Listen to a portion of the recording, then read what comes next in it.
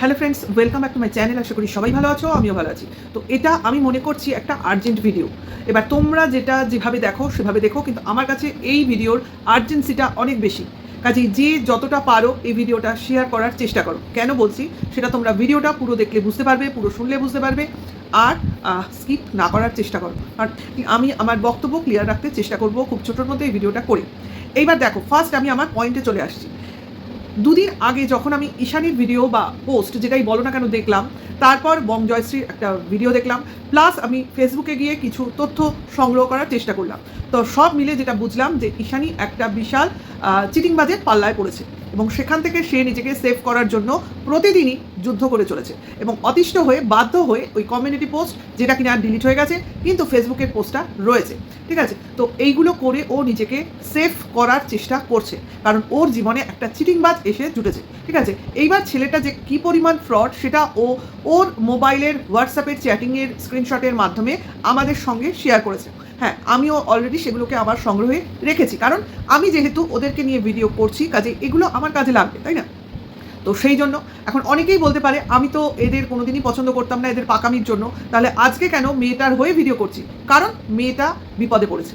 At least এই কাজটা তো আমি করতেই পারি। যখন মেয়েটা পাকামো করেছে, পাকামো করে একবার ছোটো বয়সে বিয়ে করে আবার ডিভোর্স করে আবার সম্পর্কে এসে তারও প্ররোচনায়, আমরা সবাই জানি সেই জাস্ট দিদি, তার প্ররোচনায় এসে আবারও সে পরকীয়া নামক একটা ট্যাগ নিজের গায়ে লাগিয়ে একরকম নোংরা খেলায় মেতে উঠেছিল। কিন্তু তারপর যাই হোক, তাকে কোনোভাবে সেই জায়গা থেকে বার করার জন্য যে কী ধরনের পলিটিক্স খেলা হয়েছিল সেটা তো আমরা সবাই ওয়াইটিতে বসে দেখেছি। এখন গল্পকে অন্যদিকে ঘোরাতে গেলেই যে সবটা মানুষ ঘুরিয়ে দেখবে তা তো নয়। যেটা তখন হয়েছে সেটা আমাদের মেমোরিতে এখনও আছে, লোক ভুলে গেছে বললে তো চলবে না। কাজে আমরা যেটা দেখেছি সেটাকে নিয়ে কথা বলবো। ঠিক আছে, এইবার কি হবে না হবে সে তো দেখা যাবে। এইবার এই যে ছেলেটি, যার নাম আমাদের সামনে উঠে আসছে সামথিং সর্দার বলে, তো তার একটা মানে সম্বন্ধে আমি জানতে পারলাম না ঈশানী বাদ দিয়ে অন্য একজনের পোস্ট থেকে, যে এই ছেলেটি অ্যাকচুয়ালি একজন ফ্রড, এবং সে প্রায় 2023 সালে এই ছেলেটিকে নিয়ে একটা পোস্ট দিয়েছিল যে ছেলেটি সব জায়গায় নিজেকে উকিল বলে দেখায়, এবং এই বলে লোকের কাছ থেকে টাকা পয়সা নেয়, নিয়ে নিজের চিটিংবাজি বিজনেস চালায়। এর বিভিন্ন লোকজনের সঙ্গে ফটো তুলে নিজের ইমেজকে আরও বড় করে দেখাবার একটা টেন্ডেন্সিও এর মধ্যে রয়েছে। অর্থাৎ এ অ্যাকচুয়ালি নিজের ক্যালি নেই, অন্যের টাকা পয়সা মেরে, অন্যের থেকে ধার করে, বা বলতে পারো অন্যের ঘাড়ে বসে এইভাবে তার দিন বা রুজি রোজগার চলে। ঠিক আছে, অর্থাৎ উকিল বলে যে ট্যাগটা নিজের গায়ে লাগিয়েছে সেটার আদতে কোনো মূল্য নেই।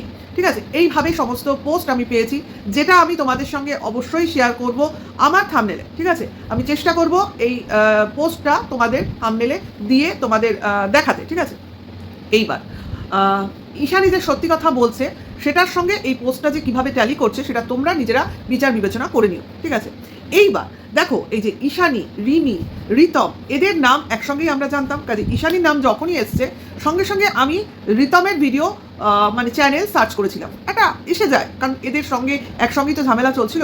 তো দেখলাম চ্যানেলটা আসছে না, আমি আবার ধাক্কা খেলাম, কী ব্যাপার, চ্যানেলটা আসছে না কেন, রিতমের চ্যানেল কোথায় গেল? এবার রিতমের তো একাধিক চ্যানেল, তো আমি আগে সেখানে না গিয়ে আগে ওর মার চ্যানেলে গেলাম, তো মার চ্যানেলটাও নেই। মাসির চ্যানেলে গেলাম, না মাসির চ্যানেল আছে কিন্তু 1 বছর আগের ভিডিও সেখানে, অর্থাৎ সে এখন আর কন্টিনিউ করে না, বোঝা গেল। আচ্ছা, তো মার এবং রিতমের যেটা দুনিয়া সেই চ্যানেলটা নেই। এরপরে যেটা রিতমের টাইটেল দিয়ে চ্যানেল আছে, ঠিক আছে, মানে দেবনাথ নামে, সেই চ্যানেলটা সার্চ করে দেখলাম না, সেই চ্যানেলটা আছে কিন্তু সেই চ্যানেলে বহুদিন আগে ভিডিও দিয়েছে, অর্থাৎ রিসেন্ট ভিডিওগুলো ওখানে নেই। তো আমি স্বভাবতই দেখো এগুলো বলতে বলতে কিন্তু আমি এগোচ্ছি, আস্তে আস্তে আমি কিন্তু তার পোস্ট সেকশানে চলে গেলাম, যেটা কিনা কমিউনিটি পোস্ট। তো সেখানে গিয়ে দেখলাম একটি পোস্ট রিতম দিয়েছে, যেটা আমি তোমাদের এখানে স্ক্রিনশট দিয়ে দেবো, তোমরা দেখে নিও।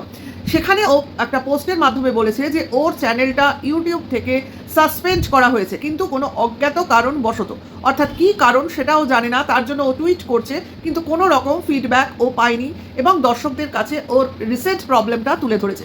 ঠিক আছে, অথচ আমরা কিন্তু জানি রিতম তার চ্যানেলের ব্যাপারে, অর্থাৎ ইউটিউবের চ্যানেলের ব্যাপারে অনেক বেশি জানে, অনেক বেশি এর টেকনিক্যাল জিনিসটাও জানে, বোঝে, তারপরেও এই দুর্যোগটা ওর চ্যানেলের ওপর নেমে এলো। কেন জানা নেই, অজ্ঞাত কারণ বশত। ঠিক আছে, অর্থাৎ একই সময় একই দিনে এই একটা পোস্ট করলো আর ওর চ্যানেলটা সাসপেন্ড হয়ে গেল। এটা কীরকম যেন একটা কাকতালীয় লাগছে না, কিন্তু ব্যাপারটা ঘটেছে। যাই হোক, সত্যিকারের এই ছেলে মেয়েগুলোর মাথায় যে কিভাবে একটা ঝড় নেমে এসেছে, যেটা দেখে সত্যিকারের এবার কিন্তু আমাদের কষ্ট হচ্ছে। হ্যাঁ হচ্ছে, কারণ সেখানে রিতম নিজে বলছে এই জন্যই কষ্ট হচ্ছে। দেখো ছোট থেকে তো খাটনি বা চাকরি বাকরি করে ইনকাম করার এদের অভ্যাস নেই।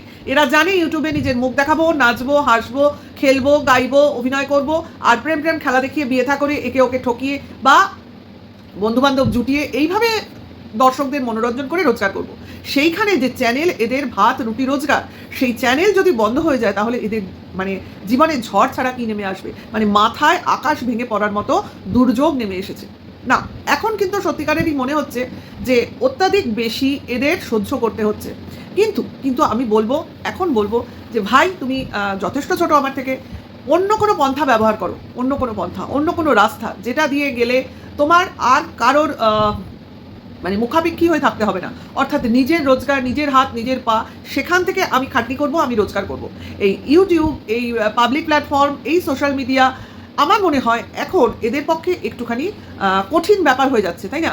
কারণ এদের লাইফটা এরা যেভাবে এতদিন বেঁচে এসছে সেইভাবে আর নিজেদের বাঁচাতে পারছে না। তার জন্য নানান দুর্যোগ, নানান দুর্ভোগ, কারণ এখানে অনেক মাথা জড়িয়ে রয়েছে। সেই মাথাগুলো একসময় যেভাবে এদের প্রোটেক্ট করার নামে এদেরকে একরকম গিলেছে, ঠিক আছে? তো সেই জায়গায় দাঁড়িয়ে এরা যখনই নড়াচড়া করে নিজেদের স্বাধীনতা প্রকাশ করার চেষ্টা করবে, তখনই কিন্তু এদের ওপর একটা চাপ নেমে আসবে, বুঝেছো? কাজে আমার মনে হয় এরা যেরকমভাবে ফেসেছে না, এখান থেকে বেরোনোটা সত্যিকারের দুষ্কর। অর্থাৎ এরা একটা সময় ওয়াইটিতে রাজ করতো, সেই জায়গায় প্রতিটা লোকের দৃষ্টি এদের দিকে ছিল। এইবার যারা এদেরকে ট্যাকেল করেছে এতদিন, যাদের এরা মানে সম্পত্তি বলে ভাবতো, কিছু ক্রিয়েটারদের তো এরা সম্পত্তি ছিল না, কারণ এদেরকে ধরেই তারা সমস্ত সময় কন্ট্রোভার্সি করতো। তো সেই জায়গা থেকে এদের মুক্তি নেই। কিন্তু এখন আজকে দেখো এই যে রিতমের এত বড় একটা সর্বনাশ হয়েছে বলতে গেলে, ওয়াইটিতে কোথাও কারো চ্যানেলে তোমরা শুনতে পাচ্ছ এই যে ঈশানীর এত বড় একটা জীবনের সমস্যা, সেটা নিয়ে কোনো চ্যানেল কোনো কথা বলছে না কেন বলো তো? কারণ এরা চাইছে এরা ইউটিউব থেকে সরে যায়, ঠিক আছে?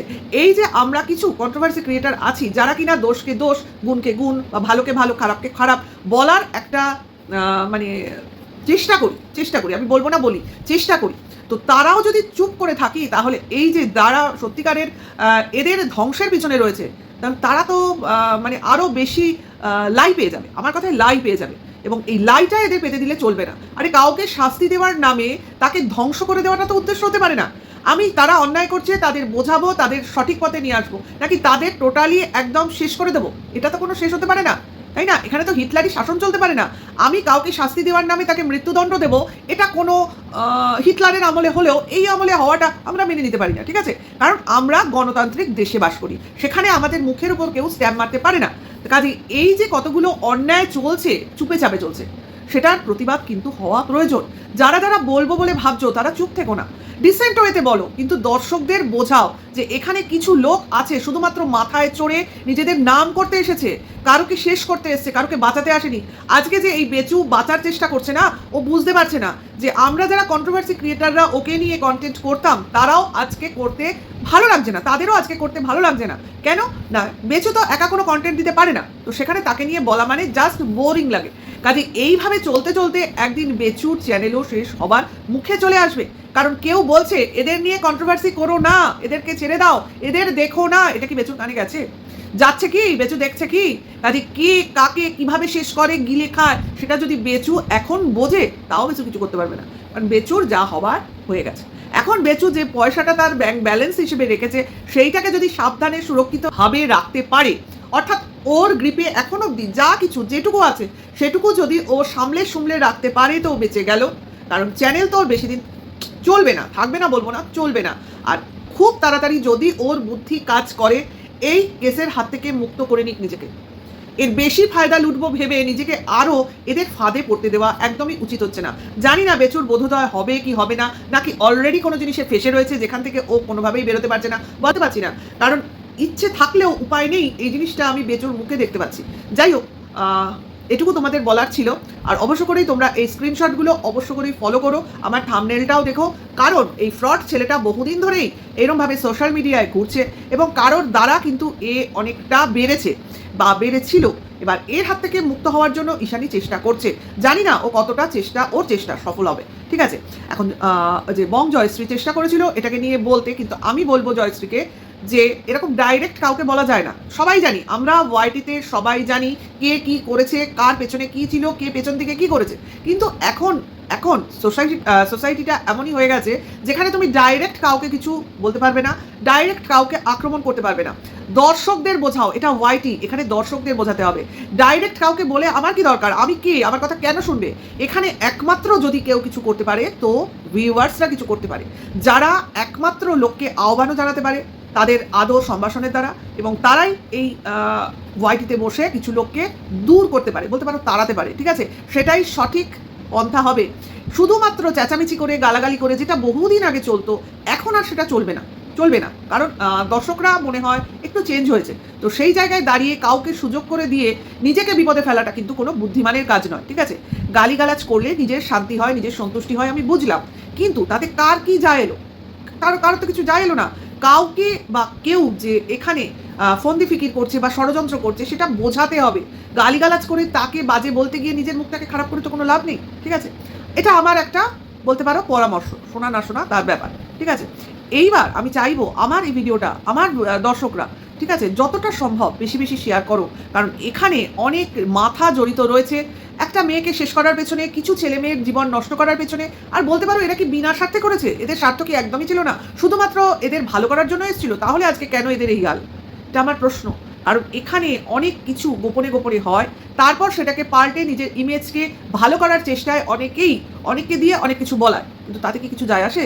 তার চরিত্র কি পাল্টে যাবে?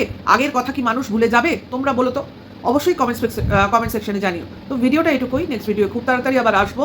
এবং আমি চাইবো এই জিনিসটাকে নিয়ে অবশ্য করেই ভিডিও হোক, লোক প্রতিবাদ করুক, প্রতিবাদ ছাড়া কোনো রাস্তা নেই, কিন্তু ডিসেন্ট ওয়েতে।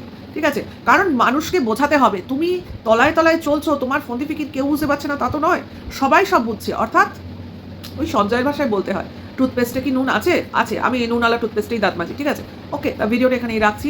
আর নেক্সট ভিডিওতে খুব তাড়াতাড়ি আবার তোমাদের সঙ্গে দেখা হবে। এখনকার জন্য এইটুকু, বাই, টাটা।